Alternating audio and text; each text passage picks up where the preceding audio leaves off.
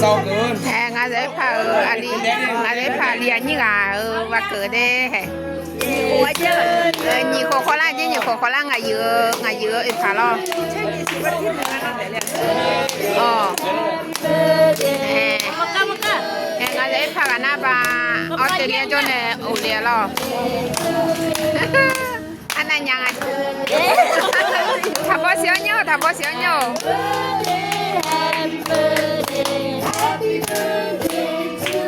จะเสนก็จะอึมาเด้แผ่มาจะแหงอ่ะเลยเผื่อดีอันนี้อ่ะ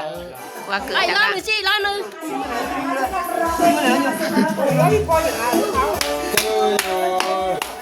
งายืดผ่าแล้วงายืดผ่าเนาะ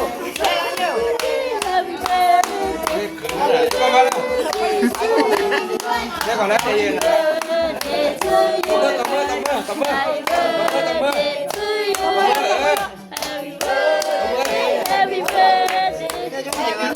อันนั้นยังอ่ะรอเป่าเลยเป่าเลยไม่รู้กูจะหลับแล้ววะก่อนเนาะก่อนเนาะ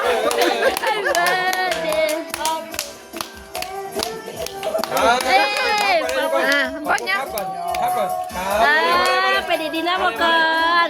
สภาพแข็งแรงลงมาครับก่อนครับไม่ใช่นั่นยังอ่ะครับแล้วก็อะไรก็ไปเลยเอาเลยพูดเลย